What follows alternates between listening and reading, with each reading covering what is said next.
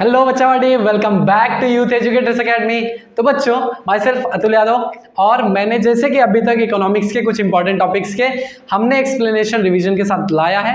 आज एक ही बहुत अंडररेटेड चैप्टर जो कि बहुत इंपॉर्टेंट और बहुत ईजी है, जिसको मैं यहाँ पे कवर करने वाला हूँ। चैप्टर का नाम है पब्लिक फाइनेंस इन इंडिया। इसके दो इंपॉर्टेंट क्वेश्चन है जो कि एग्जाम में 99% बन सकते हैं। तो इस एग्जाम में बहुत ज्यादा चांसेस है, तो आप इनको करके जाना ही जाना। ठीक है, एक बार वीडियो देख लेंगे, उसके बाद ये चैप्टर का पूरा खत्म हो जाएगा। ठीक है, तो सबसे पहले इसमें दो क्वेश्चन कौन से इंपॉर्टेंट है। तो पहला है reasons for public growth in public expenditure, पहला क्वेश्चन। दूसरा है नॉन टैक्स रेवेन्यू सोर्सेस। ये दो क्वेश्चन बहुत इंपॉर्टेंट है जो कि आपके एग्जाम में देखने को मिल सकता है। उसके बाद एक है टाइप्स ऑफ बजट, जो कि बहुत सिंपल है, छोटा सा है, तो उसका चांसेस कम है, बट फिर भी मैं ट्राई करूंगा यहाँ पे कवर करने का। तो सबसे पहले हम लोग करने वाले हैं आपका reason for growth of public expenditure.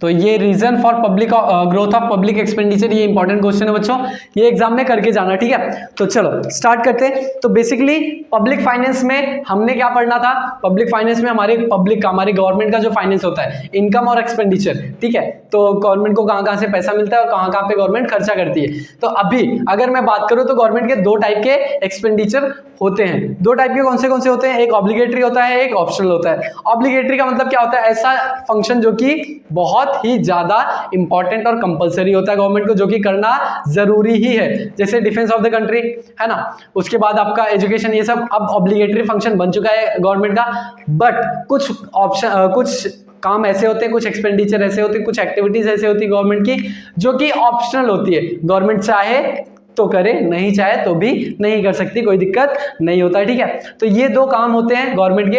अब क्या हुआ है, गवर्नमेंट ने पिछले कुछ टाइम से, मतलब कि 30-40 साल से गवर्नमेंट ने क्या किया है, हमारा जो पहले तो गवर्नमेंट क्या करती थी, ऑब्लिगेटरी फंक्शन को ही परफॉर्म करती थी, बट बीते कुछ टाइम से गवर्नमेंट ऑप्शनल फंक्शन को भी परफॉर्म करने लगी है। तो इसकी वजह से गवर्नमेंट का क्या हो रहा है, एक्सपेंडिचर बढ़ रहा है। ठीक है, तो अब हम क्या पढ़ने वाले, रीजन, क्या क्या रीजन है गवर्नमेंट के खर्चे बढ़ने के। तो सबसे पहला रीजन क्या है, तो सबसे पहला रीजन है बच्चों, देखो आपको सबसे पहले ये बता दूं कि गवर्नमेंट के खर्चे ना, आप अगर ऐसा सोच के चलोगे ना कि आपके घर के भी खर्चे क्यों बढ़ते, तो अगर आप वैसे सोच के चलोगे तो कुछ पॉइंट आपके दिमाग में ऐसे ही पता चल जाएंगे आपको कि आपके घर के खर्चे कैसे बढ़ते, तो वैसे ही गवर्नमेंट के भी खर्चे बढ़ सकते। तो पहला है increase in the activities of the government. Government ने क्या कर दिया, पहले बस ऑब्लिगेटरी फंक्शन परफॉर्म करती थी, ऑब्लिगेटरी एक्टिविटीज करती थी, अब ऑप्शनल एक्टिविटीज को भी, फंक्शंस को भी परफॉर्म करने लगी है। इसके वजह से गवर्नमेंट का क्या हो रहा है, खर्चा बढ़ रहा है। ये पहला पॉइंट है। उसके बाद दूसरा है रैपिड इंक्रीज इन पॉपुलेशन। अगर सोचो आपके घर पे 4 लोग रह रहे थे, अब बढ़ के 6 लोग हो गए,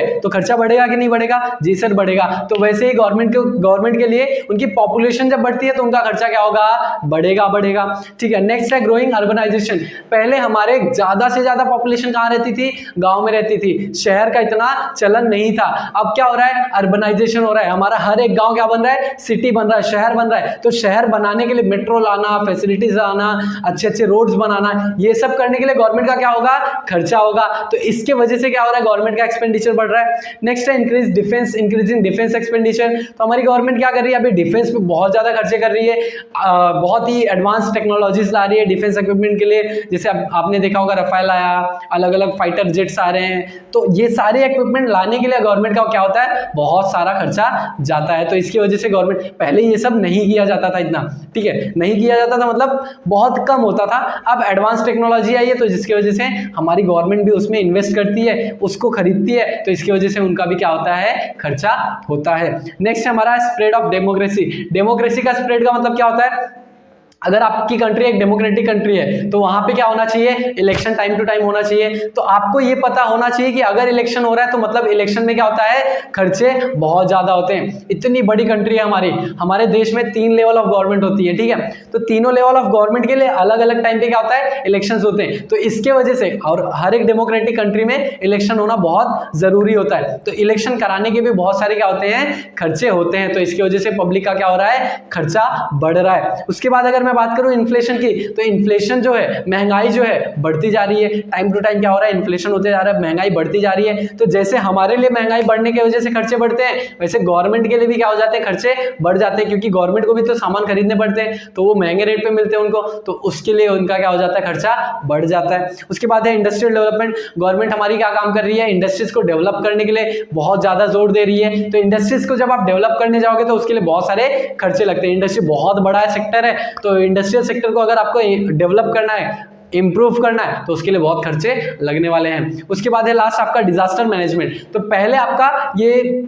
नहीं था, अब अगर आप देखोगे एनडीआरएफ करके एक टीम आई है, तो एनडीआरएफ क्या करती है, बेसिकली जो डिजास्टर होते हैं उसको मैनेज करने के लिए, जब तबाही आती है आपके देश में, लेट से सुनामी आ गई, फ्लड आ गया, अर्थक्वेक आ गया, तो ये सब को मैनेज करने के लिए, इसको कंट्रोल करने के लिए, इसमें बोलते हैं कि जब आपको वो सिचुएशन से वापस से लोगों को बचाने के लिए, रेस्क्यू करने के लिए ये टीम काम करती है। तो इसके पीछे भी हमारी गवर्नमेंट क्या कर रही है, खर्चा कर रही है। तो इन्हीं कारणों की वजह से क्या हो रहा है, हमारे पब्लिक का एक्सपेंडिचर, मतलब हमारे गवर्नमेंट का एक्सपेंडिचर बढ़ रहा है। तो ये था आपका पब्लिक एक्सपेंडिचर बढ़ने का रीजन था, ये एक क्वेश्चन हो गया। इसके बाद हमारे लिए इंपॉर्टेंट क्वेश्चन क्या है, तो हमारे लिए important question non tax revenue sources. दूसरा इंपॉर्टेंट क्वेश्चन क्या है, नॉन टैक्स रेवेन्यू सोर्सेज। तो गवर्नमेंट को रेवेन्यू कहां से मिलता है, दो टाइप होता है, दो सोर्सेज होते हैं, एक टैक्स होता है, एक नॉन टैक्स होता है। तो टैक्स में भी दो टाइप होता है, एक डायरेक्ट टैक्स, एक इनडायरेक्ट टैक्स। इनडायरेक्ट टैक्स मतलब क्या होता है, जीएसटी में, और बहुत सारे अलग अलग इनडायरेक्ट टैक्सेस होते हैं, और टैक्स में इनकम टैक्स होता है, डायरेक्ट टैक्स,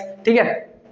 उसके बाद मैं बात करूं तो नॉन टैक्स, तो ये टैक्स सोर्सेस तो सिंपल है, उसमें ज्यादा कुछ नहीं है, but non tax sources of revenue की बात करूं तो इसमें बहुत ज्यादा है। इसमें क्या होता है, सबसे पहला होता है फीस। जैसे आप कोई गवर्नमेंट एग्जाम के लिए आप प्रिपरेशन कर रहे हो, तो उसकी फीस भरते हो, उसका रजिस्टर करते हो, एग्जाम फीस भरते हो। फिर गवर्नमेंट की और बहुत सारी क्या होती है, फीस होती है। जैसे आप कोई घर रजिस्टर कर रहे हो, रजिस्ट्रेशन करते हो, तो वहाँ पे भी आपको फीस पे करना होता है। तो ऐसे बहुत सारे फीस के थ्रू भी गवर्नमेंट को क्या मिलता है, पैसा मिलता है, उनका इनकम होता है, उनके लिए ये भी एक क्या होता है, सोर्स ऑफ रेवेन्यू होता है। उसके बाद दूसरा पॉइंट है prices of public goods and services. आप पब्लिक के गुड्स एंड सर्विसेज को भी कंज्यूम करते हो। लेट्स से एक सिंपल एग्जांपल लो, तो रेलवे का आप यूज करते हो, तो रेलवे की जो सर्विस आप कंज्यूम करते हो, ये किसका है, एक पब्लिक सेक्टर ही है। तो पब्लिक का आपने क्या लिया, सर्विस लिया, तो उसके लिए आप क्या करते हो, रेलवे के लिए आप टिकट लेके पैसा देते हो गवर्नमेंट को, तो वहां से भी इनके लिए क्या होता है, इनकम होता है। फिर नेक्स्ट पॉइंट है स्पेशल असेसमेंट। तो क्या होता है स्पेशल असेसमेंट में, अगर मैं बात करूं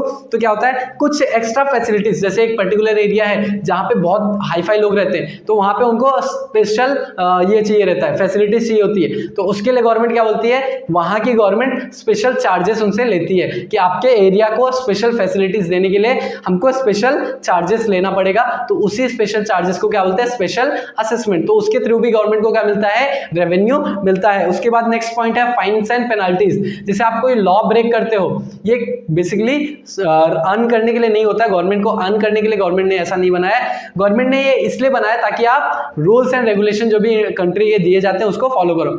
अगर आप फॉलो नहीं करते हो तो वहां पे गवर्नमेंट क्या करती है, आपसे फाइन्स या पेनाल्टीज आपसे चार्ज करती है। तो उसके थ्रू भी गवर्नमेंट को बहुत सारा पैसा आ जाता है। अभी अगर मैं बात करूं आरटीओ की, ट्रैफिक जो होता है ना, ट्रैफिक रूल्स आप फॉलो नहीं करते हो, तो उससे गवर्नमेंट को बहुत ज्यादा रेवेन्यू जनरेट होता है, ठीक है। नेक्स्ट है आपका गिफ्ट्स, ग्रांट्स एंड डोनेशन। तो गिफ्ट, ग्रांट्स एंड डोनेशन, कभी कभी आप खुश होकर गवर्नमेंट को क्या करते हो, डोनेशन दे देते हो, गिफ्ट में दे देते हो पैसे। जैसे अभी पीएम केयर्स फंड आया था, तो हम क्या कर रहे थे, पीएम केयर्स फंड कोविड के टाइम पे क्या करते हैं हम लोग, उसमें गवर्नमेंट को एक्स्ट्रा पैसा अपनी तरफ से देते हैं कि आप देश के डेवलपमेंट के लिए काम करो। तो यहां से भी गवर्नमेंट को क्या होता है, रेवेन्यू जनरेट होता है। उसके बाद स्पेशल लेवी, मतलब स्पेशल लेवी का मतलब क्या होता है, कुछ कुछ ऐसे प्रोडक्ट होते हैं जिनका कंजम्पशन गवर्नमेंट कम करना चाहती है ताकि पब्लिक उसका कंजम्पशन कम करे। जैसे लिकर हो गया, ये हार्मफुल प्रोडक्ट्स हैं, इसको कंजम्पशन कम करने के लिए गवर्नमेंट क्या करती है, इस पे स्पेशल चार्जेस लगाती है। तो इसके थ्रू गवर्नमेंट के पास एक्स्ट्रा पैसा जाता है। टैक्सेस के अलावा भी स्पेशल चार्जेस गवर्नमेंट उस पर लगाती है ताकि आप उसका कंजम्पशन ना करो, बट करने की वजह से लोग उस पर ज्यादा एक्सपेंसेस करते हैं, इसकी वजह से क्या होता है, वहां पे चार्जेस एक्स्ट्रा गवर्नमेंट के पास जाता है और गवर्नमेंट को एक्स्ट्रा रेवेन्यू जनरेट होता है। और लास्ट पॉइंट है आपका बोरोविंग्स। तो गवर्नमेंट भी क्या करती है, जैसे हमारे खर्चे जब हमको नहीं हो पाते तो हम क्या करते हैं, बाहर से बोरो करते मनी, अपने रिश्तेदारों से लेते हैं, बैंक से लेते हैं। तो वैसे ही गवर्नमेंट भी क्या करती है, इंटरनल और एक्सटर्नल सोर्सेज से क्या करती है, हमारी बोरो करती है अमाउंट, ठीक है। तो ये था हमारा sources of non tax revenue, ठीक है। तो इसके बाद एक और लास्ट क्वेश्चन मैं करूंगा आपका टाइप्स ऑफ बजट। तो देखो सिंपल सी बात है, 3 टाइप का बजट होता है। एक होता है आपका सरप्लस बजट, दूसरा होता है डेफिसिट और तीसरा होता है बैलेंस्ड। सरप्लस बजट का मतलब क्या होता है, गवर्नमेंट का जो रेवेन्यू है वो ज्यादा है और उसका एक्सपेक्टेड एक्सपेंडिचर जो है वो कम है। तो जब गवर्नमेंट की रेवेन्यू ज्यादा होगी, उसका एक्सपेंडिचर कम होगा, तो उसे आप क्या बोलोगे, सरप्लस बजट। और जब आपका गवर्नमेंट का एक्सपेंडिचर ज्यादा है, रेवेन्यू कम है, तो उसे आप क्या बोलते हो, डेफिसिट बजट। और जब आपका रेवेन्यू और एक्सपेंडिचर दोनों इक्वल होता है गवर्नमेंट का, तो उसे हम क्या बोलते हैं, बैलेंस बजट। और अगर मैं बात करूं balance budget, revenue budget, sorry surplus budget और डेफिसिट बजट, तो आपका जो डेफिसिट बजट होता है ये आपका कब काम आता है, तो डेफिसिट बजट जो होता है आपका जब बहुत ज्यादा डिप्रेशन है इकोनॉमी में, इकोनॉमी बहुत ज्यादा गिर रही है, तो डेफिसिट बजट काम कर सकता है। डेफिसिट बजट मतलब गवर्नमेंट बोल सकती है कि भाई अब हम आपके ऊपर खर्चा करेंगे, आप क्या करो, अब गवर्नमेंट अपना खर्चा बढ़ाती है ताकि लोग ज्यादा से ज्यादा ऊपर आ सके। अब डिप्रेशन आएगा इकोनॉमी में तो लोगों की जॉब जाएगी, तो गवर्नमेंट उस जगह पे अपना खर्चा ज्यादा करके लोगों को संभालती है। और इस टाइम पे क्या होता है, हमारा डेफिसिट बजट काम में आता है। सरप्लस बजट कब काम में आता है, जब आपका इन्फ्लेशन हो रहा होता है, मतलब क्या होता है, महंगाई बहुत तेजी से चल रही होती है, तो उस टाइम पे सरप्लस बजट काम में आता है। यहाँ पे गवर्नमेंट क्या करती है, महंगाई बढ़ रही होती है तो उसको कंट्रोल करने के सरप्लस बजट यूज करती है, वहां पे अपना एक्सपेंडिचर कम कर देती है और वहां पे सरप्लस बजट यूज करके इकोनॉमी को कंट्रोल करती है। तो ये चैप्टर में इतने ही कुछ इंपॉर्टेंट क्वेश्चन लग रहे थे मुझे, जो मैंने आपको करा दिया। उसके बाद आप कुछ पब्लिक डेट देख लेना, types of internal debt, external debt जो हैं वो देख सकते हो।